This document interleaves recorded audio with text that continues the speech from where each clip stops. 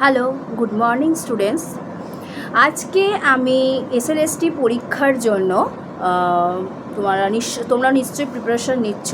তো এসএলএসটি পরীক্ষায় যে সাহিত্য সম্ভার আছে দ্বিতীয় ভাষার 10ম শ্রেণী, সেখান থেকে আমি তোমাদের কবিতা পড়াচ্ছি। দেখো, প্রথমেই আছে অর্জুনের লক্ষ্যভেদ। অর্জুনের লক্ষ্যভেদ কবিতাটি ভারত পাঁচালী কাব্যগ্রন্থের অন্তর্গত এবং অর্জুনের লক্ষ্যভেদ লিখেছিলেন কাশিরাম দাস। এখানে একটুখানি চরণ সংখ্যা মনে রাখার চেষ্টা করবে।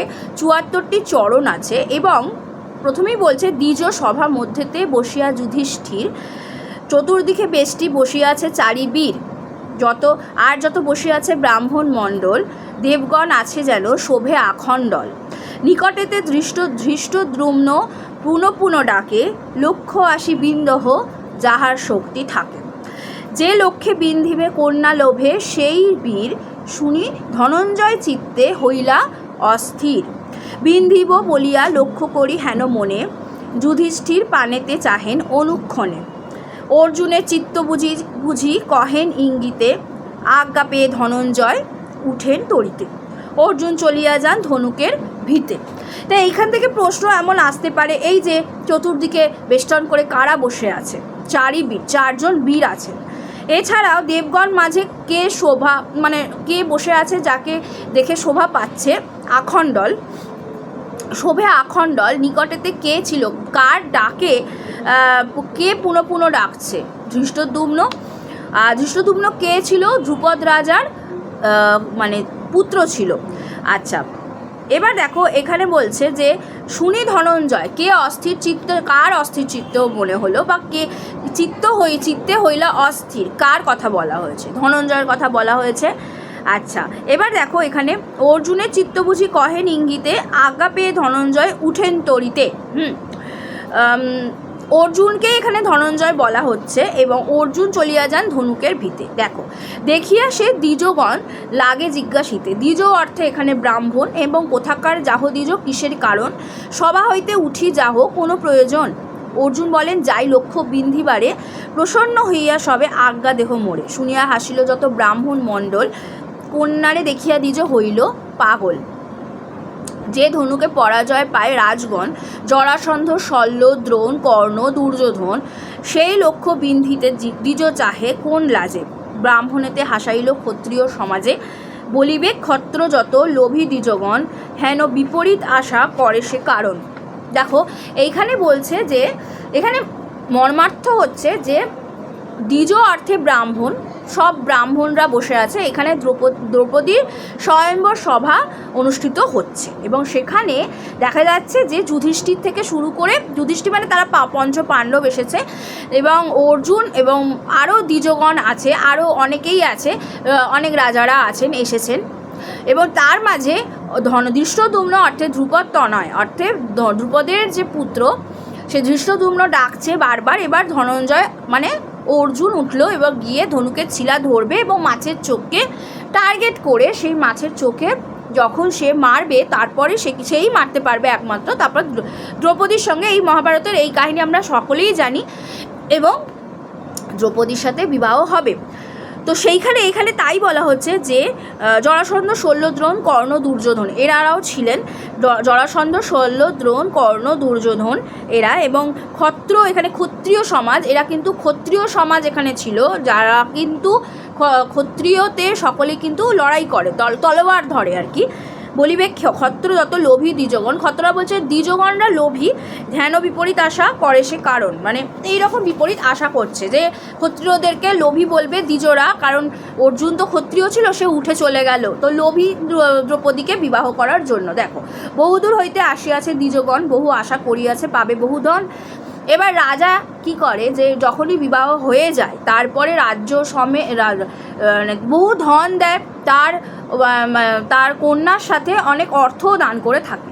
তো সে সব হইবে নষ্ট তোমার কর্মেতে অসম্ভব, তারাই অ্যাকচুয়ালি এখানে লোভী ছিল। তো অসম্ভব আশা কেন দ্বিজ করো ইথে, অনর্থ না করো বৈশ্য আসিয়া ব্রাহ্মণ। তো তোমরা অনর্থ করো না, এখানে এসে বসো, এত বলি ধরি বসাইল দ্বিজগণ। এবং পুনঃ পুনঃ ডাকি বলে ধ্রুপদ তনয়। ধ্রুপদ তনয় এখানে পুনঃ পুনঃ ডাকি এখানে দুবার বলা হয়েছে। একবার এখানে কিন্তু ধৃষ্টদ্যুম্ন পুনঃ পুনঃ ডাকে, আর একবার এখানে বলছে দেখো পুনঃ পুনঃ ডাকি বলে ধ্রুপদ তনয় শুনিয়া অস্থিরচিত্ত বীর ধনঞ্জয়। অস্থিরচিত্ত সবসময় ধনঞ্জয়, বীর ধনঞ্জয় এবং পুনঃ উঠিবারে পার্থ করিলেন মতি। হ্যাঁ, এখানে যদি বলে থাকে যে শুনিয়া অস্থির চিত্ত কে হইল, বীর ধনঞ্জয় না শুধু ধনঞ্জয়, এরকম প্রশ্ন থাকে তো হবে বীর ধনঞ্জয়। পুনঃ উঠিবারে পার্থ করিলেন মতি, আবার উঠলেন পার্থ। হেনকালে শঙ্খনাদ করেন শ্রীপতি। এবার শঙ্খনাদে শ্রীকৃষ্ণ আসছে। পাঞ্চজন্য শঙ্খ আমরা প্রত্যেকেই জানি, পাঞ্চজন্য হলো শ্রীকৃষ্ণের শঙ্খের নাম হলো পাঞ্চজন্য। তো পাঞ্চজন্য শঙ্খনাদে তৈলক্য পুরিল। যখন ধনঞ্জয় উঠছে আবার, তখন শ্রীকৃষ্ণের আগমন ঘটছে এবং পাঞ্চজন্য এটা আসতে পারে। শ্রীকৃষ্ণের শাঁখের বা শঙ্খের নাম কি? পাঞ্চজন্য। শঙ্খনাদে ত্রৈলোক্য পুরো, ত্রৈলোক্য অর্থে ত্রিলোক, মানে স্বর্গমর্ত পাতাল পুরো মানে ভরে গেল আওয়াজে। দুষ্ট রাজগণ শব্দ শুনি স্তব্ধ হইল। রাজগণ এই শব্দ শুনে দুষ্ট যারা ছিল তারা সবাই চুপ করে গেল। শঙ্খনাদ শুনি পার্থ হলেন উল্লাস। পার্থ অর্থে এখানে দেখবে শ্রীকৃষ্ণ পার্থ বলে ডাকতো অর্জুনকে, তো সেই জন্য পার্থ সারথি বলা হয় শ্রীকৃষ্ণকে, অর্জুনের যেহেতু সারথি ছিল। তো শঙ্খনাদ শুনি পার্থ হলেন উল্লাস, পার্থ অর্থে অর্জুন উল্লসিত হয়ে উঠল এবং ভয়াতুর জনে যেন পাইল আশ্বাস, মানে ভয়াতুর জনে যেন পাইল আশ্বাস, মানে একটু আশ্বাসিত হলো, আশ্বাস পেল। উঠো উঠো ধনঞ্জয় ডাকে শঙ্খবর। তাই বলছে তুমি এবার ওঠো, শঙ্খবর, তোমার শঙ্খবর শ্রীকৃষ্ণকেই বলা হয়েছে, তোমাকে তো শঙ্খধ্বনি করে ডাকছে, ওঠো ওঠো। লক্ষ্যবিন্দু দ্রৌপদীর লভ সত্তর, বলছে এবার তুমি ওঠো, তোমাকে শ্রীকৃষ্ণ মানে অনুমতি দিচ্ছে, মানে তোমার ডাকছে যে তুমি যাও, গিয়ে তোমার লক্ষ্যটা তুমি মানে লক্ষ্যে পৌঁছো এবং তুমি দ্রৌপদীকে বিবাহ করো। গোবিন্দের ইঙ্গিতেতে উঠিল অর্জুন এবার গোবিন্দের আশ্বাস পেয়ে, মানে এখানে শ্রীকৃষ্ণের কথা বলা হচ্ছে। তাহলে কার ইঙ্গিতে অর্জুন উঠলো? যদি আসে গোবিন্দ বলবে, শ্রীকৃষ্ণ কিন্তু নয়। গোবিন্দের ইঙ্গিতেতে উঠিল অর্জুন উঠল। পুনঃ গিয়া ধরিলেন যত দ্বিজগণ, আবার সবাই গিয়ে দ্বিজগণ ধরছে। দ্বিজগণ বলে দ্বিজ হইল বাতুল অর্থে বাচাল, অর্থাৎ বেশি কথা যারা বলে তাদের বাচাল বা বাতুল, ভালো কথায় বাতুল বলা হয়। বাচালটা এসেছে কথাটা আমাদের যেটা মানে আমরা মানে এমনি যে দৈনন্দিন যে কথাবার্তা আমরা বলে থাকি, সেই শব্দটার উৎপত্তি হচ্ছে বাতুল থেকে বাচাল এসছে। তো সেই বাতুল, দ্বিজ হইলে বাতুল, সরি আমি একটু ভুলই বললাম, বাতুল থেকে বাচাল আসেনি। বাতুল অর্থে এখানে পাগল বলা হচ্ছে, তো তারা পাগল হয়ে যাচ্ছে, কিন্তু বাচাল শব্দের একটা আলাদা কিন্তু উৎপত্তি আছে। আমার একটু এখানটা ভুল হয়েছে, মিস্টেক হয়েছে, তোমরা কারেকশন করে নিও। দ্বিজগণ বলে দ্বিজ হইলে বাতুল, মানে তারা পাগল হয়ে গেল। তব কর্ম দেখি মজিবেক দ্বিজকুল, মানে যখন এখানে দ্বিজ কিন্তু বলা হচ্ছে, দেখো তাদের কর্ম দেখে তারা কিন্তু মজবে দ্বিজকুল, দেখিলে হাসিবে যত দুষ্ট ক্ষত্রকুল। মানে এই যে মানে এখানে দ্বিজ অর্থে বলা হচ্ছে কিন্তু অর্জুন আর শ্রীকৃষ্ণকে একত্রে দ্বিজ বলা হচ্ছে। তাদেরকে দেখলেই একসঙ্গে সকল ক্ষত্রিয় সমাজ মানে ক্ষিপ্ত হয়ে ওঠে। বলিবেগ লোভী এই যত দ্বিজগণ, বলবে এরা তো লোভী, ক্ষত্রিয় সমাজ বলবে। সভা হইতে সভাকারে দিবে খেদাইয়া, মানে সভা থেকে মানে খেদিয়ে বের করে দেবে। পাবার থাকু আর্য লইবে কারিয়া, এত বলি ধরাধরি করি বসাইল। মানে এবার দেখো এত বলি ধরাধরি, সবাই ধরাধরি করে বসালো এবং দেখি মানে ধর্মপুত্র বলা হয়ে থাকে যুধিষ্ঠিরকে, মনে রাখবে। এবং এরকম প্রশ্ন আসতেও পারে, নাও আসতে পারে যে ধর্মপুত্র কাকে বলা হয়। যুধিষ্ঠির, অর্জুন, ভীম, নকুল এরকম দিয়ে দিল, আসতেই পারে যুধিষ্ঠির দ্বিজগণের কহিল, কি কারণে দ্বিজগণ কর নিবারণ, যার যত পারক্রম সে জানে আপন। মানে এখানে বলছে যার যত পারক্রম সে জানে আপন, যে লক্ষ্য বিন্ধিতে ভঙ্গ দিল রাজগণ। এই লক্ষ্য মানে বিদ্যে আর কি, এখানে রাজগণ কিন্তু ভঙ্গ দিল। শক্তি না থাকিলে তথা যাবে কোনজন, শক্তি যদি না থাকে তারা কোথায় যাবে। বিন্দিতে না পারিলে আপনি পাবে লাজ, নিজে বিদ্যে না পারলেই কিন্তু লজ্জায় পড়ে যাবে। কে? এখানে অর্জুনের কথা বলা হচ্ছে। যদি বলা হয় বিন্দিতে না পারিলে আপনি পাবে লাজ। কার কথা বলা হয়েছে? অর্জুনের কথা বলা হয়েছে। তবে নিবারণে আমার সবাকার কি কাজ বলছে, তাহলে এতে সবার কি কাজ? যুধিষ্ঠির বাক্য শুনি ছাড়ি দিল সবে, ধনুর নিকটে যান ধনঞ্জয় তবে। যুধিষ্ঠির যখন এই বাক্য শুনলো, শুনি ছাড়ি দিল সবে, যুধিষ্ঠির এই বাক্য শুনে ছেড়ে দিল। ধনুর নিকটে যান ধনঞ্জয় সবে, মানে ধনুকের নিকটে গেল এবং ধনঞ্জয় গেল। হাসিয়া ক্ষত্রিয় যত করে উপহাস, হেসে ক্ষত্রিয়রা উপহাস করতে শুরু করে দিল। অসম্ভব কর্মে দেখি দ্বিজের প্রয়াস, মানে এতই অসম্ভব কাজ ছিল যে দ্বিজের মানে অসম্ভব কার্য করতে চলেছে দ্বিজ, এবং বলছে দ্বিজের প্রয়াস সভা মধ্যে ব্রাহ্মণের মুখে নাহি লাজ। ওরা যা তা কথাই বলছে, মানে ব্রাহ্মণদের মনে কোনো মানে মুখে কোনো লজ্জা সরম বোধ নেই, যা খুশি তাই বলছে। যাহে পরাজয় হইল রাজার সমাজ, তাদের মানে রাজার সমাজের এখানে মানে রাজার সমাজ বলতে এখানে তারা পরাজিত হলো। সুরাসুর জয়ী যেই বিপুল ধনুক, মানে সুরাসুর, সুর ও সুর, সুরাসুর বলা হয়ে থাকে, সুর ও সুরকে একত্রে সুরাসুর বলা হয়। তারা মানে জয়ী হলো, বিপুল ধনু তাদের। তাই লক্ষ্য বিন্দিবারে চলিল ভিক্ষুক। ভিক্ষুক কিন্তু এখানে অর্জুনকে বলা হয়েছে। কন্যা দেখি দ্বিজ কিবা হইল অজ্ঞান। কন্যা বলতে এখানে দ্রৌপদীর কথা বলা হয়েছে, দ্রুপদের কন্যা দ্রৌপদীর কথা বলা হয়েছে। তাকে দেখে কিন্তু অর্জুন অজ্ঞান হয়ে যাওয়ার। দ্বিজ, এখানে দ্বিজ অর্থে কিন্তু অর্জুনের কথা বলা হচ্ছে। বাতুল হইল কিংবা করি অনুমান, কিংবা মনে করিয়াছে দেখি একবার, পারিলে পারিব নহে কি যাবে আমার। নির্লজ্জ ব্রাহ্মণে মোরা অল্পে না ছাড়িব। এখানে আবার অর্জুনকে বলা হচ্ছে যে এর তো নির্লজ্জ, একে আমরা কিছুতেই ছাড়বো না, উচিত যে শাস্তি হয় অবশ্য তা দিব। বলছে এই যে উচিত, তাকে শাস্তি দেব। মানে ও কেন গেল, মানে ধনঞ্জয়ের অর্থে এখানে অর্জুন কেন উঠলো, উঠে গিয়ে কেন সে সবাই লজ্জা পাচ্ছে, যেখানে সে তার কোনো লজ্জা নেই, তার সবার মাঝে তাকে লজ্জিত করব। তো নির্লজ্জ ব্রাহ্মণের মোরা অল্পে না ছাড়িব, উচিত যে শাস্তি হয় অবশ্যতা দিব। কেহ বলে ব্রাহ্মণের না বলো এমন। বলছে তোমরা ব্রাহ্মণকে এরকম কেন বলছো? দেখো বলছে তা আমরা কেন বলছি, সামান্য মনুষ্য বুঝি না হবে এই জন্যে। তো সামান্য মনুষ্য নয়, দ্বিজ অর্থে এখানে অর্জুনকেই বলা হচ্ছে, এটা মনে রাখবে। এবং দ্বিজগণ অর্থে এখানে বীর, ওরা কিন্তু বীর।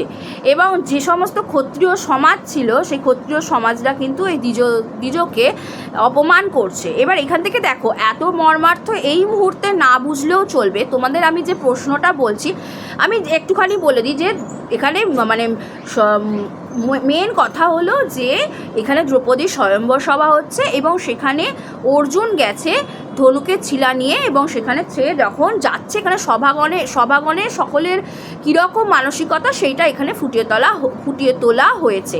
যেমন সভাগণের মানে সভার মাঝে যে সমস্ত ব্রাহ্মণগণ ছিল, যে সমস্ত ক্ষত্রিয়রা ছিল, তারা কিন্তু অর্জুনকে ব্রাহ্মণ বলছে। এবার ক্ষত্রিয়দের মধ্যে অর্জুনও পড়ে। যাই হোক, সবাইকে বলছে এভাবে যে কেন অর্জুনের কোনো লজ্জা নেই, সে কেন শঙ্খবর একমাত্র শ্রীকৃষ্ণ এসেছে, শ্রীকৃষ্ণের শঙ্খনাদে সে উঠলো, তার লজ্জা নেই, সকলে লজ্জা পাচ্ছে। সে গিয়ে কন্যাকে দেখছে এবং গিয়ে সে ধনুকের ছিলা করলো, মানে তাক করলো, এবং সে সেই মাছের চোখে মারলো। সে যাই হোক, এখানে সেই মাছের কথা উল্লেখ করা নেই।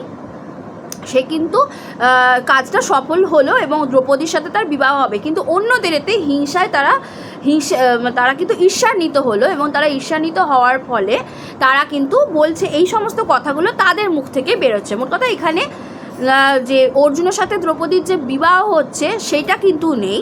বিবাহের পূর্বাবস্থায় কি করে অর্জুন যখন গেছে তার যে সে যে মাছের চোখে মেরেছে সেটাও এখানে নেই। যাওয়ার পূর্বাবস্থায় বা সেই সময়ের যে ঘটনাটা এইখানে তুলে ধরা হয়েছে, তার নাম হয়েছে অর্জুনের লক্ষ্যভেদ। মানে অর্জুনের লক্ষ্যভেদ নামকরণ এই কারণেই করা হয়েছে যে অর্জুনের লক্ষ্যভেদটা যে হবে কিভাবে সেটা এখানে দেখানো হয়েছে, এবং সেই সময় কার মনে কি চলছিল সেগুলো এখানে তুলে ধরা হয়েছে। এবার দেখো, ধর্মপুত্র কাকে বলা হয়েছে, যুধিষ্ঠিরের কথা বলা হয়েছে। এছাড়াও এখানে বলা হচ্ছে কি কারণে দ্বিজগণ কর নিবারণ, যার যত পারক্রম সে জানে আপন, যে লক্ষ্য বিন্ধিতে ভঙ্গ দিল রাজগণ, শক্তি না থাকিলে তথা যাবে কোনজন, বিন্ধিতে না পারিলে আপনি পাবে লাজ। বলছে যদিও বিন্ধিতে না পারে নিজেই লজ্জায় পড়ে যাবে। এটা কার কথা বলা হয়েছে? এটা কিন্তু অর্জুনের কথা বলা হয়েছে। আর যদি বলা হয় কে বলেছে, সভাসদগণ বলেছে। এখানে কিন্তু সেই রকমভাবে বলা নেই বিন্দিতে না পারিলে আপনি পাবে লাজ, কার কথা বলা হয়েছে? যদি বলা হয় সভাসদগণ, যুধিষ্ঠির, কৃষ্ণ আর অর্জুন যদি দিয়ে দেয় তাহলে হবে অর্জুন। তবে নিবারণে আমার সবাকার কি কাজ, এটা সকলে বলছে। যুধিষ্ঠির বাক্য শুনি ছাড়ি দিল সবে, বলছে তবে নিবারণে, এই যে কথাটা এটা কিন্তু যুধিষ্ঠির বলছে যে তবে নিবারণে আমার সবাকার কি কাজ, আমাদের তো কোনো কাজ নেই তাতে, এটা তাহলে তোমরা নিবারণ করতে চাইছো কেন? এটা যুধিষ্ঠির বলেছে এই কথাটা, যে তবে নিবারণে আমার সবাকার কী কাজ। যুধিষ্ঠির বাক্য শুনি ছাড়ি দিল সবে, যুধিষ্ঠিরের কথা শুনে সকলে ছেড়ে দিল। ধনুর নিকটে যান ধনঞ্জয় তবে, হাসিয়া ক্ষত্রিয় যত করে উপহাস। এবার যত ক্ষত্রিয়রা ছিল ওই সভায় তারা কিন্তু হাসছে। অসম্ভব কর্মে দেখি দ্বিজের প্রয়াস, মানে এই দ্বিজ বলা হচ্ছে অর্জুনকে, এই দ্বিজ বলা হয়েছে, ধনঞ্জয় বলা হয়েছে, পার্থ বলা হয়েছে, এগুলো মনে রেখো। দ্বিজের প্রয়াস সবার মধ্যে ব্রাহ্মণের মুখে নাহি লাজ, বলছে ওকেই বলা হচ্ছে, মানে অন্য ব্রাহ্মণ তো এখানে আছেই, তারা যে কথাগুলো বলছে, এবং অর্জুনকেই বলা হচ্ছে কোনো মুখে লাজ লজ্জা নেই।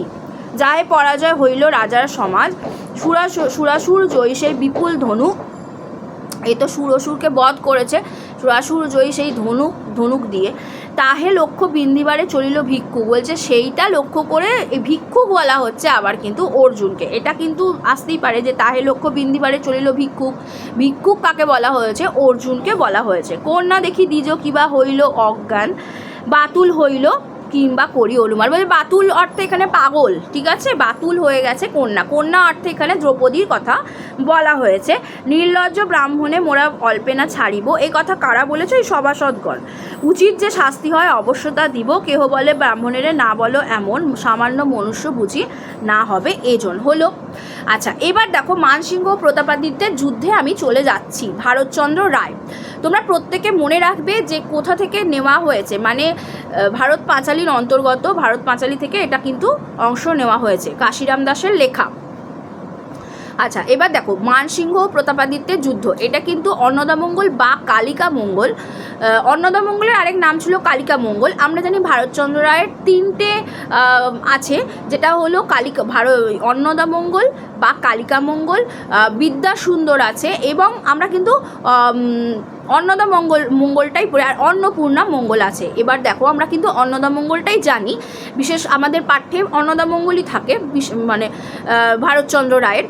তো এনার অন্নদামঙ্গলের তৃতীয় খণ্ডের মানসিংহ ও প্রতাপাদিত্যের যুদ্ধ ওই তৃতীয় খণ্ড থেকে তুলে ধরা হয়েছে। তো এখানে চরণ সংখ্যা হলো 70টা। তো দেখো ভারতচন্দ্র রায় লিখছেন ধু ধু ধু ধু ধু, প্রথমেই আছে ধু ধু ধু ধু ধু, 5 বার ধুধু কথাটা এখানে প্রথমে শুরু হয়েছে। নৌবত বাজে ঘন ভোরঙ্গ ভম ভম, দমমা দমদম, ঝনন্য ঝমঝম ঝাঁঝে। ত্রিপদী ছন্দে, এই কবিতা কিন্তু ত্রিপদী ছন্দে রচিত। আসতেই পারে মানসিংহ প্রতাপাদিত্যের যুদ্ধ কবিতাটি কোন ছন্দে রচিত, দিয়ে দিল অমৃতাক্ষর ছন্দ বা দ্বিপদী ছন্দ বা মাত্রাবৃত্ত ছন্দ আর ত্রিপদী ছন্দ। উত্তর হবে ত্রিপদী ছন্দে রচিত। দামামা দমদম, ঝনন্য ঝমঝম বাজে, কত নিশান ফর ফর, নিনান ধর ধর, কামান গড় গড় গাজে, গড় গড় গাজে। এখানে কিন্তু অনেক ধন্যাত্মক শব্দ ব্যবহৃত হয়েছে, হ্যাঁ, এবং শব্দ দ্বৈতও আছে। দেখো গড় গড় বাজে, ঝমঝম কথাটা কিন্তু ধন্যাত্মক শব্দ, তোমরা অনেকেই জানো। সব জুবান রাজপুত, মানে জোয়ান কথাটা বলা হচ্ছে, সব জুবান রাজপুত, পাঠান মজবুত, কামান ষড়যুত সাজে, ধরি অনেক প্রহরণ, জরিপ পহিরণ, সিপাহীগণ রণ মাঝে, পরি কড়াই বহতর, পোশাক বহতর, সুশোভী শিরোপুর তাজে। এখানে নৌবত বাজছে, নৌবত এখানে বাদ্যযন্ত্র, নৌবত দেখবে আগেকার কথাটা ভুল বলছি, এই মানসিংহ বা প্রতাপিত রাজাদের সময় কিন্তু এই নৌবত কথাটা কিন্তু সেইখান থেকেই প্রচলিত। নৌবত বাদ্যযন্ত্র, নৌবত বাজছে যখন কিছু একটা ঘন ভোরঙ্গ ভম ভম, ভম ভম কথাটা ধন্যাত্মক শব্দ, দমামা দম দম, ঝনন্য ঝমঝম ঝাঁঝে, কত নিশান ফর ফর, নিনান ধর ধর, কামান গড় গড় গাজে।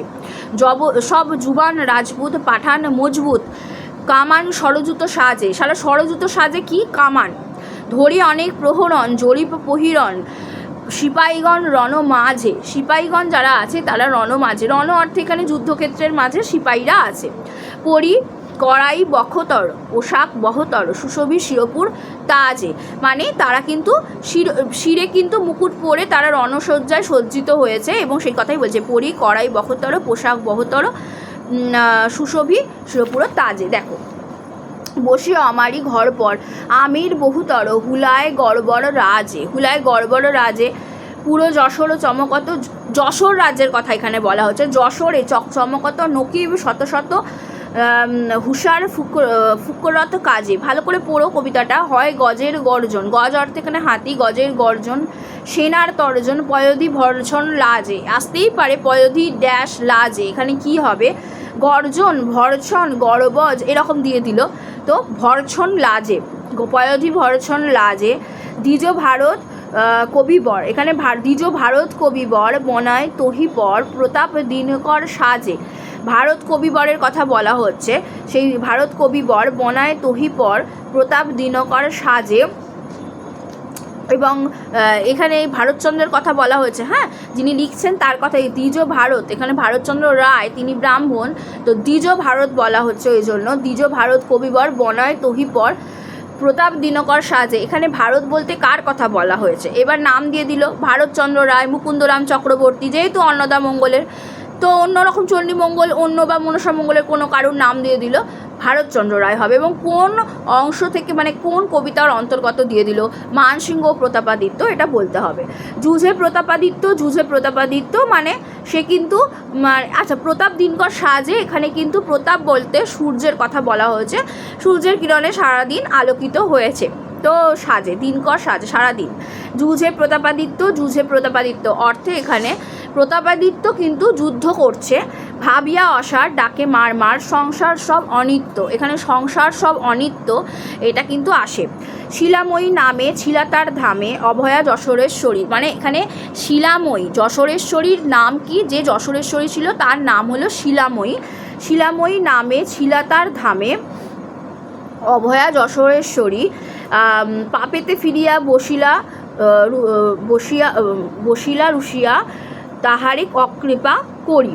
আচ্ছা, এখানে বলা হচ্ছে যে বসিয়া, এখানে পাপেতে ফিরিয়া বসিয়া তাহারে অকৃপা করি, বুঝিয়া অহিত গুরু পুরোহিত মিলে মানসিংহ রাজে। অহিত গুরু পুরোহিত মিলে মানসিংহ রাজে, মানসিংহের সঙ্গে এবার পুরোহিতগণ এসেছে।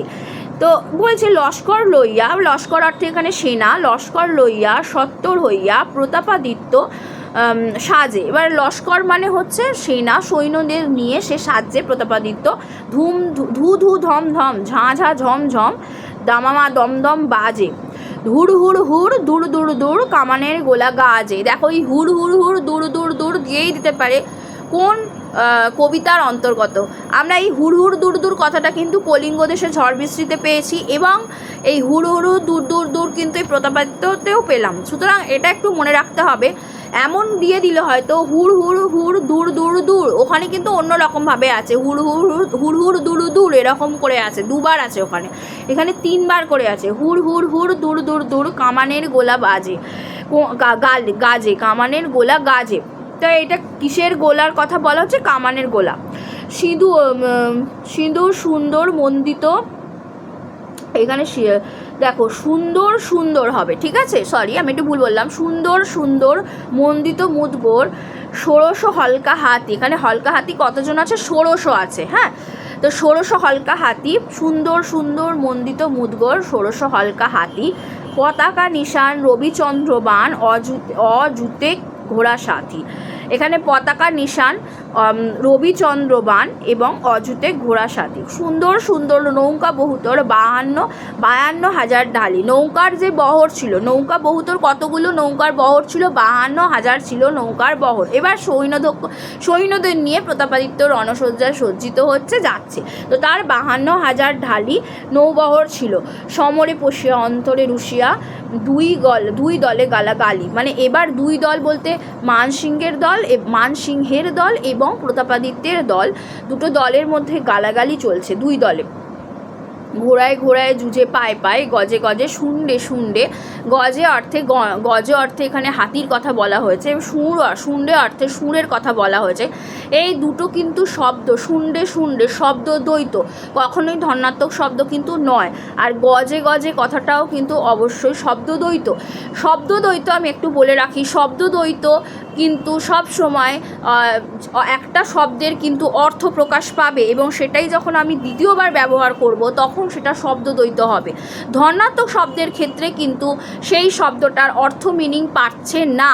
যেমন ঝমঝম, ঝমের কিন্তু কোনো অর্থ নেই। আমরা কোনো কিছু বোঝানোর জন্য, যেমন বৃষ্টি পড়ছে সেইটা বোঝানোর জন্য বা হাওয়া বইছে সেইটা বোঝানোর জন্য ঝমঝম দুবার ব্যবহার করে থাকি বৃষ্টি বোঝানোর জন্য। ঝমঝম করে বৃষ্টি পড়ছে এবং শো শো করে বা বো বো করে হাওয়া বইছে যদি বলি তখন কিন্তু এই শব্দগুলো ব্যবহার করছি, সেগুলো কিন্তু ধনাত্মক শব্দ। এই ধনাত্মক শব্দে কিন্তু একটা শব্দের কিন্তু কোনো অর্থ প্রকাশ পাচ্ছে না। দুবার ব্যবহার করলে তবেই কিন্তু বিষয়টিকে আমরা পরিস্ফুট করে তুলছি যে কী মানে কোনটা বোঝাচ্ছে, বৃষ্টি পড়ছে, হাওয়া বইছে, বা কোনো কিছু পড়ে গেল, কিছু শব্দ বোঝাতে, কোনো কিছু শব্দ বোঝানোর জন্য। আর শব্দদ্বৈত কিন্তু আমরা বলে থাকি, যেমন একটা শব্দের কিন্তু গজ শব্দের অর্থ আমরা জানি হাতি, সেইটাই কিন্তু দুবার ব্যবহার যখন করছি সেটা শব্দদ্বৈত হয়ে যাচ্ছে। এইটা কিন্তু আমরা মানে ভেবে চিন্তেই ব্যবহার করে থাকি শব্দদ্বৈতটা। মনে মনে আমি মনে মনে ভাবলাম, এই রকম যে কথাগুলো, গজে গজে লড়াই, শুন্ডে শুন্ডে, এই যে ব্যাপারগুলো, শোয়ারে শোয়ারে খড় তরবারে। দেখো শোয়ারে শোয়ারে যে কথাটা, এটাও কিন্তু শব্দদ্বৈত। মালে মালে, মুন্ডে মুন্ডে, মানে মুন্ড মুন্ড, এখানে কিন্তু মুন্ড শব্দের অর্থ আমরা জানি মাথা। তো মুন্ডে মুন্ডে, মালে মালে, মুন্ডে মুন্ডে, হান হান হাঁকে, খেলে উড়া পাকে, পাইকে পাইকে জুঝে। কামানের ধুমে, ধুম অর্থে এখানে ধোঁয়া, তম রণভূমে, আত্মপর নাহি সুজে, তীর সনসনি। এই সনসনি কথাটা কিন্তু ধনাত্মক শব্দ। আমরা কিন্তু শন শন করে হাওয়া বইছে এটা বলি, আবার সনসনি এই যে কথাটা, তীর সনসনি, তীর যখন তলোয়ার বের করা হয় বা তীর যখন দেওয়া, তীর যখন তলোয়ার আলাদা, ওটা ঝনঝন শব্দ হয়ে থাকে। আর যখন তীর যখন ছোড়া হয়ে থাকে তখন সনসন করে মানে সনসনি করা হয়ে থাকে, ওটা তো আর হাওয়া বইছে না, ওটা তীরকে নিক্ষেপ করা হচ্ছে বা স্বর নিক্ষেপ করা হচ্ছে, তখন সেটা সনসনি হবে। গুলি ঠনঠনি, খাড়া ঝনঝন ঝাঁকে, আসতেই পারে। তীর সনসনি, তীর মনে রাখো, তীর সনসনি না ঠনঠনি না ঝনঝন এমন হবে। গুলি ঠনঠনি, খাড়া ঝনঝন ঝাঁকে, ওই যে বললাম তলোয়ার ঝনঝন করে ঝাঁকে। মুচুরিয়া গোফে, সুর শেল লোফে, ক্রোধে হান হান হাঁকে, মানে ক্রোধে কেমন করে হাঁকছে, হান হান করে। ভালায় ফুটিয়া পড়িছে লুটিয়া, গুলিতে মরিছে কেহ। গুলি ছুটছে, গুলি যখন ছুটছে তখন এখানে কিন্তু বলাই হয়েছে গুলির কথা। এই যে কোথায় গেল এখানে কামানের ধুমের কথা, এখানে গুলি ঠনঠনি, গুলি কীভাবে আওয়াজ হচ্ছে, ঠন ঠন, ঠন ঠন দিয়ে দিল, ঠনঠনি দিল, ঝন ঝন, সনসনি দিল, ঝনঝন দিল, তো হয়ে গেল গুলি ঠনঠনি। এবং ক্রোধে হান হান হাঁকে, ভালায় ফুটিয়া পড়িছে লুটিয়া, এখান থেকে এই ধরনের প্রশ্নই আসবে। পড়িছে লুটিয়া, গুলিতে মরিছে কেহ, আর গোলায় উড়িছে আগুনে পুড়িছে, তীরে কেহ ছাড়ে দেহ। গোলায় উড়িছে আগুনে পুড়িছে, তীরে কেহ ছাড়ে দেহ। আগুনে কি হয়েছে, পুড়ে যাচ্ছে নাকি পুড়তে মানে উড়ছে না কীরকম দিয়ে দিল, হয়তো পুড়িছে, আগুনে পুড়িছে এইভাবে দিল, উড়িছে পুড়িছে ছাড়িছে মানে লুটিয়া পুড়িছে এইরকম পড়েছে এইরকম দিতে পারে। তো আগুনে পুড়িছে, তীরে কেহ ছাড়ে দেহ। পাতশাহী থাটে কবে কেবা আটে, বিস্তর লস্কর মারে, মানে পাতশাহী ঠাটবাট নিয়ে লস্কর মানে সৈন্যরা আসছে এবং বিস্তর লস্কর মারছে, মেরেই দিচ্ছে। বিমুখী অভয়া, কে করিবে দয়া, প্রতাপাদিত্য হারে। এখানে বলছে অভয়া তো বিমুখী হয়ে গেছে, মানে কে এখানে দয়া করবে, কে করিবে দয়া, অভয়া দেবীর কথা বলা হচ্ছে। প্রতাপাদিত্য হেরেই গেল মানসিংহের কাছে। শেষে ছিল যারা পলাইল তারা, মানসিংহের জয় হইল। যারা শেষে ছিল তারা কিন্তু পালিয়ে গেল, মানসিংহের জয় হলো। যদি বলা হয় যে জয় কার হয়েছিল, প্রতাপাদিত্য, মানসিংহ, প্রতাপাদিত্য, এই যে কবিতায় জয়ী কে হয়েছিল, মানসিংহ না প্রতাপাদিত্য, না মানসিংহ প্রতাপাদিত্য কোনোটিই নয়, দিয়ে দিল যদি, এখানে কিন্তু অবশ্যই হবে মানসিংহ। পিঞ্জর করিয়া পিঞ্জরে ভরিয়া, পিঞ্জর করিয়া পিঞ্জরে ভরিয়া, প্রতাপাদিত্যে লইল দলবল সঙ্গে পুনরপি রঙ্গে চলে মান সিংহ রায়। দলবল সঙ্গে, এই যে দলবল কথাটা, এটা কিন্তু অনুকার। মনে রেখো, এখানে সব গ্রামাটিক্যাল ব্যাপারগুলো এখান থেকে কিন্তু আমি একটু বলে দিলাম। অনুকার যে শব্দটা আমাদের তো গ্রামারে, ধরো তোমাদের সিলেবাসে তো গ্রামার আছে, তো গ্রামার ভালোই আছে। তো দলবল কথাটা, দলের সাথে কিন্তু আমি বল কথাটা ব্যবহার করছি, তার সাথে মিলিয়ে শব্দ যেটা আমরা করছি সেটাকে আমরা বলছি অনুকার। আমরা কিন্তু বলে থাকি অনুকার। দলবল সঙ্গে পুনরূপী রঙ্গে। দেখো, আমরা যখন চিঠি না, দল বল যে শব্দটা মিলিয়ে করছি, অনেক ক্ষেত্রে কিন্তু অনুকার হয় না। অনেক ক্ষেত্রে তোমরা প্রশ্ন করতে পারো যে ম্যাম অনুকারের আরেকটা আছে, এটা আমরা মিলিয়ে শব্দই বলতে পারি। অনুকার যেটা বলি সেটা হচ্ছে তখন চিঠিপত্র। চিঠিপত্রটাকে কিন্তু আমরা অনুকার বলবো। কেন বলো তো? চিঠির অর্থ যা আর অনুকারের অর্থও কিন্তু সেম, মানে একই। সেই জন্য কিন্তু চিঠিপত্র কথাটা বা জিনিসপত্র, এই যে কথাগুলো, চিঠিপত্র বিশেষ করে এইগুলো কিন্তু, যেমন হাটে বাজারে, এইগুলো কিন্তু আমাদের অনুকারের মধ্যে পড়ছে। মানে একই যে শব্দ সান্নিধ্য আছে, যদি আমরা মানে চিঠিও যা পত্রও তাই, হাট যা বাজার তা, সেক্ষেত্রে আমরা অনুকার বলবো। দলবল কথাটা এক্ষেত্রে কিন্তু অনুকার হচ্ছে না। সুতরাং তোমরা দলবল সঙ্গে পুনরপি রঙ্গে, যদি প্রশ্ন আসে যে সঙ্গে কে ছিল, দলবল ছিল, চলে মানসিংহ রায়। দলবল নিয়ে কে যাচ্ছে? মানসিংহ যাচ্ছে। ললিত সুছন্দে পরম আনন্দে, মানে ললিত সুছন্দে পরম আনন্দে রায় গুণাকর রায়। তাহলে ভণিতা আছে কার? রায় গুণাকর বলে ভণিকা এখানে আছে। রায় গুণাকর, ভারতচন্দ্র রায় গুণাকর বলা হয়। গুণাকর উপাধি ওনাকে দেওয়া হয়েছে, ভারতচন্দ্র রায় গুণাকর উপাধি ওনাকে দেওয়া হয়েছে। তো ওনার ভণিতায় কিন্তু ওনার উপাধিটা আছে রায় গুণাকর রায়। যার কথা বলা হচ্ছে তিনি হচ্ছেন ভারতচন্দ্র রায়। তো এই কবিতা থেকে আমরা যেগুলো পেলাম সেগুলো হচ্ছে, যে প্রশ্নগুলো আসতে পারে সেগুলো আমি বলে দিলাম। দেখো, এরপরে যেটা আছে সেটা হচ্ছে খল নিন্দুক ঈশ্বরচন্দ্র গুপ্ত। এটা কিন্তু কবিতা সংগ্রহ, ঈশ্বরচন্দ্র গুপ্তের কবিতা সংগ্রহ থেকে নেওয়া হয়েছে। এবং কবিতা সংগ্রহের প্রথম খণ্ড 1992 প্রকাশ পেয়েছিল কবিতা সংগ্রহের, সেই বা কবিতা সংগ্রহ, এটা ওনার কিন্তু একটা কবিতা সংকলনই বলা যেতে পারে। তো সেইখান থেকে এটা খল নিন্দুক নেওয়া হয়েছে। ঈশ্বরচন্দ্র গুপ্ত, এখানে কিন্তু তোমার 20টা চরণ আছে, তোমরা মনে রাখবে। দেখো, মহৎ যে হয় তার সাধু ব্যবহার, মহৎ যে মানুষ তার কিন্তু সাধু ব্যবহার, উপকার বিনা নাহি জানে অপকার। তারা আবার কখনো কিন্তু উপকার জানে না, মানে সাধু ব্যবহার করে বেরিয়ে যায় অনেক মানুষ, কিন্তু তারা মহৎ মনে করে তাদেরকে, তারা কিন্তু উপকার কথাটা তাদের সাথে যুক্ত নয়। তাদের ডিকশনারিতে কিন্তু উপকার কথাটা নেই, তারা কিন্তু উপকার করতে জানে না, অপকার করতে ভালো জানে অপকার। দেখো, কুঠার করে মানে কুঠার করে চন্দন ছেদন, চন্দনকে ছেদ করছে কি দিয়ে? কুঠার দিয়ে। দেখো, কুঠার করে চন্দন ছেদন, চন্দন সুবাস তারে করে বিতরণ, মানে চন্দনের যে সুবাস অর্থে গন্ধ বিতরণ করছে। কাক কারো করে নাই সম্পদ হরণ, কাক কারোর সম্পদ হরণ কিন্তু করে না, কাক কিন্তু কখনোই কারোর সম্পদ হরণ করে না। কোকিল করেনি কারে ধন বিতরণ, কোকিলের একটা স্বভাব আছে, সে কিন্তু কাউকে ধন বিতরণ করে না। কোকিল তো বড় লোক, আমরা জানি। কাক ও কোকিলের মধ্যে যদি আমরা একটা মানে তুলনা আনি, তাহলে কাক কিন্তু গরিব, তা এখানে বোঝা যাচ্ছে যে গরিব মানুষ, আর কোকিল কিন্তু নিজে খুব বড় লোক। সেই রকমই এখানে ধনী ব্যক্তি কিন্তু বলছে যে সে কিন্তু সাধু ব্যবহার করবে, কিন্তু গরিব মানুষ কিন্তু কখনো সাধু ব্যবহার করে না। তার মধ্যে যত অসাধু গুণগুলো থাকে। এবং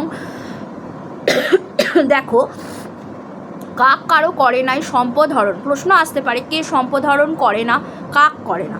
ধন বিতরণ কে করেনি? কোকিল কখনো কাউকে ধন বিতরণ করেনি। হ্যাঁ, বড় লোক তার কোকিল, সে ধন বিতরণ, তার সুরেলা কণ্ঠে সে অহংকারী।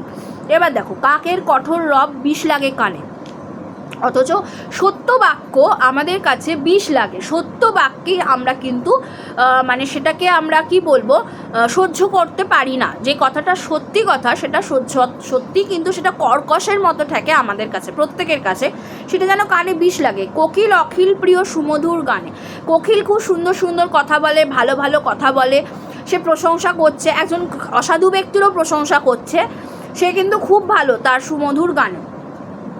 গুণময় হইলেই মান সব ঠাঁই, গুণহীনে সমাদার কোনোখানে নাই। গুণময় হইলেই মান সব গুণ, যার গুণ আছে তার মান সম্মান সব টিকে আছে, এবং গুণহীনের সমাদর, মানে গুণ নেই যার, সমাদর কোনোখানেই নাই। যে মানুষের কোনো গুণ নেই তার তো সমাদর নেই। আচ্ছা, শাড়ি আর সুখ পাখি অনেকেই রাখে, যত্ন করে কে কোথায় কাক পুষে থাকে। শাড়ি সুখ পাখি খুব সুন্দর, তাদেরকে সবাই পুষে রাখে, কিন্তু কাককে তো কেউ পুষবে না, কাককে কেউ পোষেও না। অধমে রতন পেলে কি হইবে ফল, বলছে অধম মানুষ, উত্তম আর অধম, এই যে অধম মানুষ যদি রত্ন পেয়ে যায় তাহলে কি হবে ফল। উপদেশে কখনো কি সাধু হয় খল, মানে সাধু মানুষ যতই তাকে অসাধু উপদেশ দেওয়া হোক, মানে অসাধু মানুষের সাথে সে মিশু, সাধুকে যতই উপদেশ দেওয়া হয় সে কি কখনোই খল হয়। ভালো মানুষ তো ভালোই থাকে, তাকে যতই খারাপের পথে টেনে নিয়ে যাওয়া হোক না কেন সে কিন্তু পারে না, সে কিন্তু ভালোই থাকে। ভালো মন্দ দোষ গুণ আধারেতে ধরে, ভুজঙ্গ অমৃত খেলে গরল উগরে।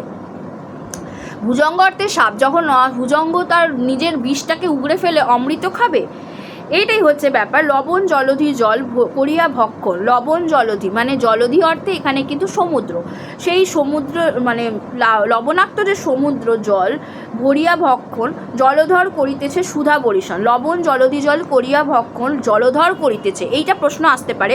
জলধর করিতেছে সুধা বরিশন, জলধর কে সুধা বর্ষণ করছে, জলধর।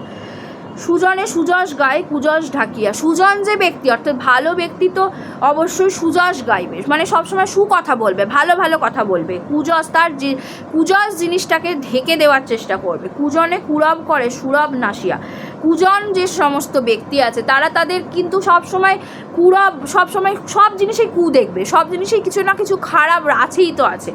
সুরব সব মানে অর্থে ভালো জিনিসটাকে নষ্ট করে দেবে, ভালো জিনিসটাকে নষ্ট করে সে সব সময় খারাপ জিনিসগুলোকে তুলে ধরার চেষ্টা করবে, মানে সব সময় খারাপ জিনিস।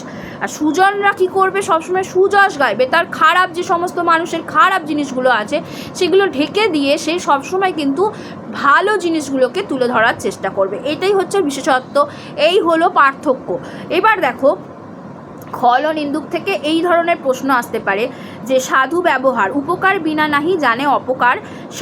মহৎ ব্যক্তি সাধু ব্যবহার, দেখো কুঠার করে কে চন্দন ছেদন করছে, কুঠার কি করছে, চন্দন ছেদন। চন্দন সুবাস্তারে করে বিতরণ, কাক কারো করে নাই সম্পদ হরণ কাক করেনি, ধন বিতরণ করেনি কোনোদিনও কোকিল। এটা আসতে পারে। কাঠের কঠোর রব, কাকের কথা এখানে বলা হচ্ছে, কাকের কঠোর রব, হ্যাঁ কাকের কঠোর রব বিষ লাগে কানে। কার রব মানে আওয়াজ, বিষ কানে বিষের মতো লাগে, কাকের হবে, হ্যাঁ কাকের কঠোর রব বিষ লাগে কানে। কোকিল অখিল প্রিয় সুমধুর গানে, কোকিল এখানে অখিল প্রিয় কে, এখানে সে হচ্ছে কোকিল, তার সুমধুর গানে। গুণময় হইলেই মান সব ঠাঁই, গুণহীনের সমাদর কোনোখানে নাই, কার সমাদর নেই, গুণহীনদের কোনো সমাদর নেই। শাড়ি আর সুখ পাখি অনেকেই রাখে, কে সুখ পাখি আর শাড়ি আর সুখকে মানে আমরা কিন্তু পুষে রাখি, অনেকে রাখে, কিন্তু কে মানে কোন পাখি আমরা পুষি না, কাককে পুষি না। দেখো এইখানে বলছে অধমে রতন পেলে কি হইবে ফল, অধমে কে রতন, যদি কেউ রতন পায়, কে অধম না উত্তম, অধমে কি হবে ফল। উপদেশ কখনো কি সাধু হয় খল, কে উপদেশের ফল হয় না, সাধু। ভালো মন্দ দোষগুণ আধারেতে ধরে, কে ভালো মন্দ দোষগুণ, মানুষ আধারেতে ভালো মন্দ দোষগুণ ধরে। ভুজঙ্গ অমৃত খেয়ে গরল উগড়ে, মানে কে অমৃত খেলো গরল উগড়ে দিল, এখানে হবে ভুজঙ্গ। লবণ জলধি জল করিয়া ভক্ষণ, জলধর করিতেছে সুধা বরিশন, সুধা কে বর্ষণ করছে, এখানে হবে জলধর, উত্তর হবে জলধর। কুজনে কে সুযশ গায়, সুজনে। কুযশ কে ঢাকে, কুযশ ঢাকে কে, এটাও আসতে পারে সুজন, হ্যাঁ। আবার আসছে যে কুরব কে করে, পূজন করে, আর সুরবকে নাশ করে, সেও কিন্তু ভালো করে বুঝে উত্তর দেবে, সুরবকে নাশ করে পূজনেই করে। আচ্ছা এবার দেখো এখানে আসতে পারে কত ধরনের পাখির কথা, কটা পাখির উল্লেখ আছে এখানে, কিন্তু আমরা কিন্তু কাক পেয়েছি, কোকিল পেয়েছি, শাড়ি পেয়েছি, সুখ পেয়েছি, হ্যাঁ চারটে পাখি আমরা এখানে পেলাম। চারটে পাখির উল্লেখ আছে, কি কি, কাক, কোকিল, সুখ আর শাড়ি। আচ্ছা, চলে যাচ্ছি পরের কবিতা। দেখো, কৃপণ। কৃপণ লিখেছেন রবীন্দ্রনাথ ঠাকুর। তিনি তার প্রথমে খেয়া কাব্যগ্রন্থ এবং পরে গীতাঞ্জলি কাব্যের এটা কিন্তু খেয়া কাব্যগ্রন্থের অন্তর্গত ছিল, পরে গীতাঞ্জলি কাব্যের 50তম কবিতা হয়েছে। এখানে কিন্তু 5টা স্ট্যান্জা এবং 25টা চরণ আছে। কৃপণ, এখানে কিন্তু রবীন্দ্রনাথ ঠাকুর বলছেন রাজা এখানে ভিখারি। দেখো কেমন মর্মার্থ। আমি ভিক্ষা করে ফিরিতেছিলাম গ্রামের পথে পথে, তুমি তখন চলেছিলে তোমার স্বর্ণরথে। এক ভিক্ষুক বলছে এ কথা, তুমি তখন চলেছিলে তোমার স্বর্ণরথে। রাজা যাচ্ছে স্বর্ণরথে। অপূর্ব এক স্বপ্নসম লাগিতেছিল চক্ষে মম, কি বিচিত্র শোভা তোমার, কি বিচিত্র সাজ তোমার, কি বিচিত্র শোভা তোমার, কি বিচিত্র সাজ। আমি মনে ভাবিতেছিলাম এ কোন মহারাজ। আমি তো ভাবলাম তুমি কোন মহারাজ। আজই শুভক্ষণে রাত পোহালো, ভেবেছিলাম তবে আজ আমারে দাঁড়ে দাঁড়ে ফিরতে নাই হবে। ভাবলাম তুমি যখন যাচ্ছ রাজা, তাহলে আমাকে নিশ্চয়ই এখানে দাঁড়ালেই কিছু দেবে। তাই আমি ভাবলাম আজকে এই শুভক্ষণে রাত পোহালো, ভেবেছিলাম তবে আজ আমারে দাঁড়ে দাঁড়ে ফিরতে, আর আমাকে দাঁড়ে দাঁড়ে যেতে হবে না ভিক্ষা করতে। বাইরতে নাহি হতে কাহার দেখা পেলেম পথে। যেই বাড়ি ঘর থেকে বাহির হইলাম, দেখলাম যে কার দেখা পেলাম, রাজার দেখা পেলাম। চলিতে রথ ধনধান্য ছড়াবে দুই ধারে। তুমি তো রথে করে যাচ্ছ, চারিদিকে ধনধান্য ছড়াতে ছড়াতে যাবে, মানে ধন ছড়াতে ছড়াতে যাবে। মুঠো মুঠো কুড়িয়ে নেবো ভারে ভারে। ভাবলাম মুঠো মুঠো করে কুড়িয়ে নেব।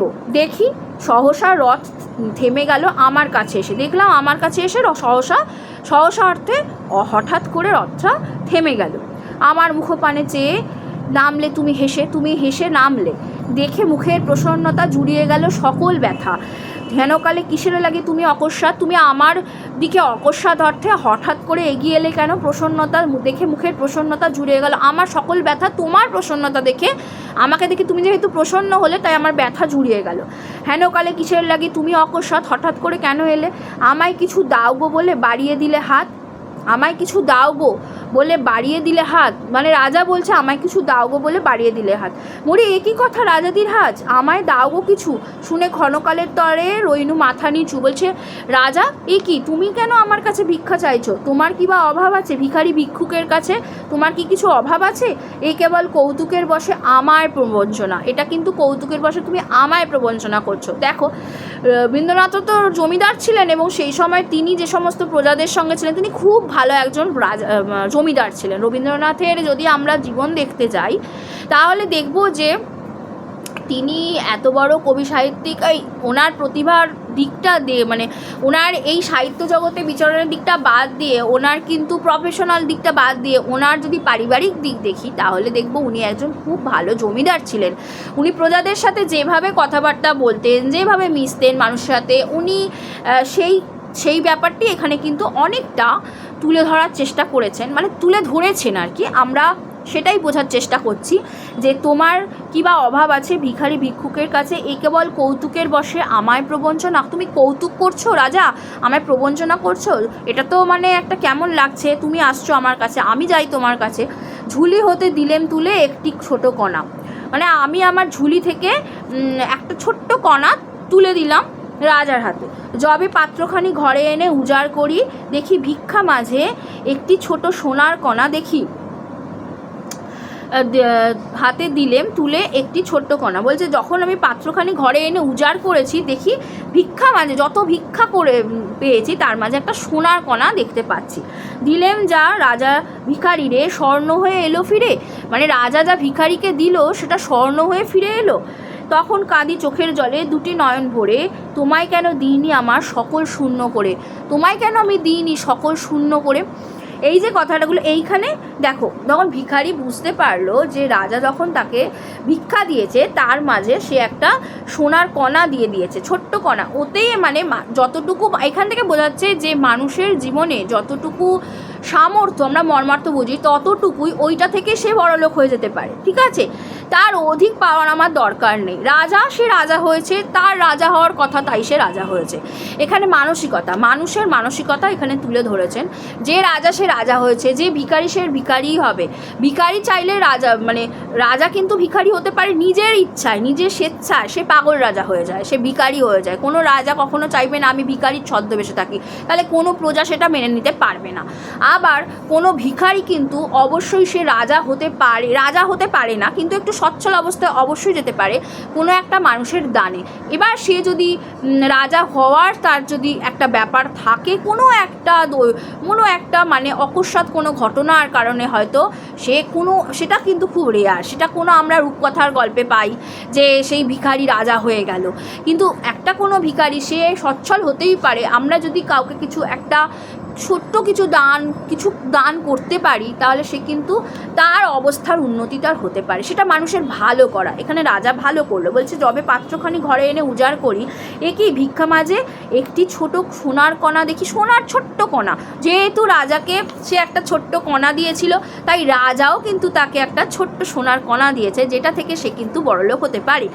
এবং দিলেম যা রাজা ভিখারিরে স্বর্ণ হয়ে এলো ফিরে, তখন আমি যেটা দিলাম সেটাই আমার কাছে স্বর্ণ হয়ে ফিরে এলো।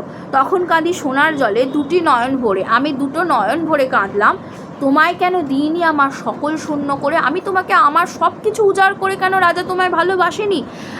তাহলে কেন আমরা কেন তোমাকে ভালোবাসি না? এই যে জমিদার তো তিনি খুবই ভালো ছিলেন রবীন্দ্রনাথ, এবং তিনি কিন্তু প্রজাদের কাছ থেকে, অনেক প্রজাই ছিলেন ভালো, কিন্তু অনেক প্রজা তো খারাপ ছিল, তারা কেন জমিদারকে বিশ্বাস করতে পারেনি, এইটা তার মনে আক্ষেপ ছিল। তো কি বলছে, কেন উজাড় করে বিশ্বাস করতে পারছো না? মানুষের প্রতি মানুষের যে বিশ্বাস, এই কথাটাও এখানে তুলে ধরেছেন। সে যাই হোক, এবার তো দেখো এইখানে কিন্তু রাজা চলছিলেন স্বর্ণরথে, অপূর্ব এক স্বপ্নসম লাগিতেছিল চক্ষে মম, স্বপ্নের মতো লাগছে, কি বিচিত্র শোভা তোমার, কি বিচিত্র সাজ, আমি মনে ভাবিতেছিলাম এ কোন মহারাজ। এবং এখানে প্রশ্ন আসতে পারে যে শুভক্ষণে রাত পোহালো, ভেবেছিলাম তবে আজ তোমারে দাঁড়ে ফিরতে নাহি হবে। দাঁড়ে কথাটা কিন্তু শব্দদ্বৈত, বাহির হতে নাহি হতে কাহার দেখা পেলেম পথে, চলিতে রথ ধনধান্য ছড়াবে দুই ধারে, মুঠা এটাও কিন্তু তোমাদের শব্দদ্বৈত।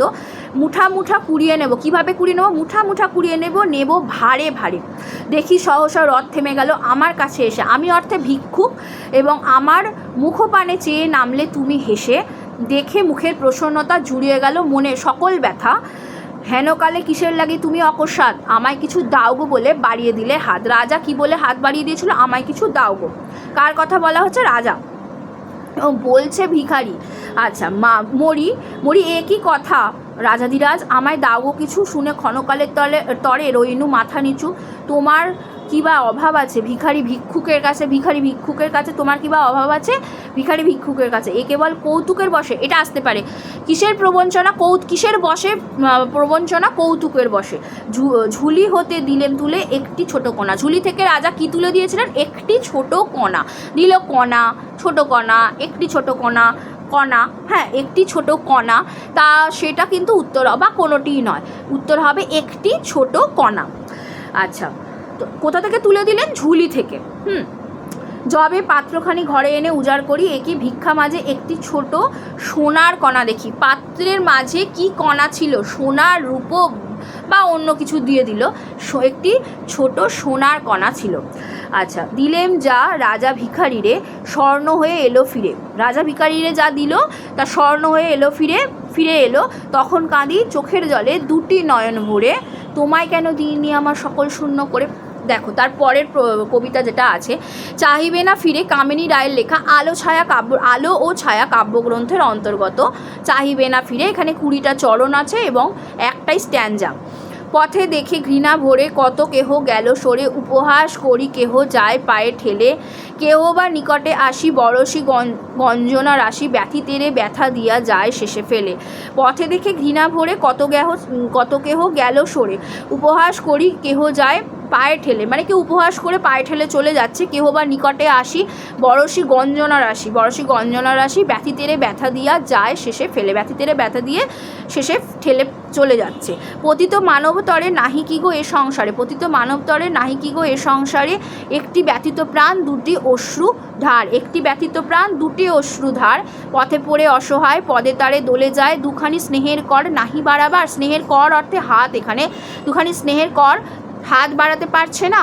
সত্য দোষে আপনার চরণ স্খলিত তার, তাই তোমাদের পদ উঠিবে ও শিরে। বলছে চরণ স্খলিত তার, তাহলে তাই তোমাদের পদ উঠিবে ও শিরে, বলছে তোমাদের পা কি মাথায় উঠে যাবে? তাই তার আত্মরবে সকলে বধির হবে, যে যাহার চলে যাবে চাহিবে না ফিরে। বলছে যে যাহার যেদিকে পারবে, যে যার পারবে যেদিকে পারবে, চোখ মানে না তাকিয়েই চলে যাবে, চাহিবে না ফিরে, বধির হবে, কেউ শুনতে পাবে না। সেই ভিখারিনীর যে আর্তনাদ সে শুনতে পাবে না। বর্তিকা লইয়া হাতে, বর্তিকা অর্থে বাতি, লইয়া হাতে চলেছিল একসাথে, পথে নিভে গেল আলো, পড়িয়াছে তাই। মানে হাতে ছিল বর্তিকা লইয়া হাতে চলেছিল একসাথে, পথে নিভে গেল আলো, পড়িয়াছে তাই। তোমরা কি দয়া করে তুলিবে না হাত ধরে, অর্ধদণ্ড তার লাগি থামিবে না ভাই, অর্ধদণ্ড তার লাগি থামিবে না ভাই। তোমাদের বাতি দিয়া প্রদীপ জ্বালিয়ে দিয়া, তোমাদের বাতি দিয়ে প্রদীপ জ্বালিয়ে দিয়ে তা তোমাদেরই হাত ধরি হোক অগ্রসর, তোমরা অগ্রসর হও। তোমাদের বাতি দিয়া প্রদীপ জ্বালিয়া দিয়া তোমাদেরই হাত ধরি হোক অগ্রসর। পঙ্ক মাঝে অন্ধকারে ফেলে যদি যাও তারে, আধার রজনী তার রবে নিরন্তর। পঙ্ক মাঝে অন্ধকার, এটা আসতে পারে পঙ্ক অর্থে পাক, পঙ্ক মাঝে অন্ধকারে ফেলে যদি যাও তারে, আধার রজনী তার রবে নিরন্তর, আধার রজনী তার রবে নিরন্তর। দেখো এখানে কামিনী রায় যে কবিতাটি লিখেছেন, এখানে এক বৃদ্ধার কথা বলা হচ্ছে। বর্তমানকালে বৃদ্ধাদের তার ছেলেমেয়েরা বৃদ্ধাশ্রমে পাঠিয়ে দেয়, এটাও একটা যেমন প্রশ্ন, মানে একটা যেমন বক্তব্য, তেমন কিন্তু সে তাকে ছেড়ে চলে যায় সবাই, তো তার দিকে আর কেউ ফিরেও তাকায় না। তেমনই এক বৃদ্ধা ভিখারিণীকে কিন্তু কেউ তার দিকে ফিরেও তাকায় না। তো পথে ঘৃণা ভরে প্রশ্ন এমন আসতে পারে, এখানে মর্মার্থ তাই। তো উপহাস করি কেহ যায় পায়ে ঠেলে, কেহ বা নিকটে আসি বরশি গঞ্জনা রাশি, গঞ্জনা দিচ্ছে, ব্যথিতেরে ব্যথা দিয়া যায় শেষে ফেলে। পতিত মানবতরে নাহি কি গো এ সংসারে, একটি ব্যথিত প্রাণ দুটি অশ্রুধার, পথে পড়ে অসহায় পদে তারে দোলে যায়, দুখানি স্নেহের কর নাহি বাড়াবার, স্নেহের কর সত্য দোষে আপনার চরণ স্খলিত তার, তাই তোমাদের পদ উঠিবে ও শিরে, তাই তার আর্তরবে সকলে বধির হবে, যে যাহার চলে যাবে চাহিবে না ফিরে। বর্তিকা লইয়া হাতে চলেছিল একসাথে, পথে নিভে গেল আলো, পড়িয়াছে তাই, পথে নিভে যাচ্ছে আলো, পড়িয়াছে তাই। তোমরা কি দয়া করে তুলিবে না হাত ধরে, অর্ধদণ্ড তার লাগি থামিবে না ভাই। তোমাদের বাতি দিয়া প্রদীপ জ্বালিয়ে দিয়া তোমাদেরই হাত ধরি হোক অগ্রসর, প্রদীপ জ্বালিয়ে দিয়ে বাতি দিয়া পঙ্ক মাঝে অন্ধকারে, মানে পঙ্ক মাঝে অন্ধকারে ফেলে যদি যাও তারে, অন্ধকারে এটা আসতেই পারে, পঙ্ক মাঝে কোথায়, অন্ধকারে, পঙ্ক মাঝে অন্ধকারে ফেলে যদি যাও তারে, আধার রজনী তার রবে নিরন্তর, তার আধার রজনী কিন্তু নিরন্তর থাকবে। তো এইখান থেকে প্রশ্ন আসতে পারে যে চাহিবে না ফিরে কবিতাটি কোন কাব্যগ্রন্থের অন্তর্গত? আলো ও ছায়া কাব্যগ্রন্থের অন্তর্গত। কার লেখা? কামিনী রায়ের লেখা। এখানে কার কথা বলা হয়েছে? এক বৃদ্ধার কথা, ভিখারিনীর কথা বলা হয়েছে, বা এক বৃদ্ধার কথা যদি যেটা থাকে, ভিখারিনীর এখানে থাকবে কথা বলা হয়েছে। এবং এইখানে যে পথে পড়ে অসহায় পদে তারে দোলে যায়, দুখানি স্নেহের কর নাহি বাড়াবার, কবিতাটি ভালো করে মুখস্থ রাখলে মোটামুটি লাইন ধরে প্রশ্ন এলে বা শূন্যস্থান পূরণ বা কোনো কিছু যদি প্রশ্ন আসে পারা যাবে। ব্যথিতেরে কি দিয়া? ব্যথা দিয়া শেষে ফেলে যায়। আর গঞ্জনা রাশি বরশি কি বর্ষিত হচ্ছে? গঞ্জনা রাশি বর্ষিত হচ্ছে। স্নেহের কর বাড়ানোর কথা বলা হয়েছে, আর পদ উঠিবে শিরে উঠার কথা বলা হয়েছে। বর্তিকা অর্থে এখানে বাতি, সকলের বধির হওয়ার কথা বলা হয়েছে, সকলের আর্তরবে বধির হবে। বর্তিকা লইয়া হাতে চলিল, মানে পথে চলেছিল একসাথে, পথে নিভে গেল আলো নিভে গেল পথে। তোমরা কি দয়া করে তুলিবে না হাত ধরে, তোমাদের কথা মানে সাধারণ মানুষের কথা বলা হয়েছে। অর্ধদণ্ড তার লাগি থামিবে না ভাই, কি থামবে না? অর্ধদণ্ড। তোমাদের বাতি দিয়া প্রদীপ জ্বালিয়া দিয়া তোমাদেরই হাত ধরি ও হোক অগ্রসর, পঙ্ক মাঝে অন্ধকারে ফেলে যদি যাও তারে, আধার রজনী তার রবে নিরন্তর। আজকে এই ভিডিওয় এই পর্যন্তই। নেক্সট ভিডিওতে পরের কবিতাগুলো আলোচনা আমি করতে চলেছি, তোমরা অপেক্ষায় থাকো ভিডিওর। Thank you so much. পড়াশোনা করো ভালো করে। Thank you.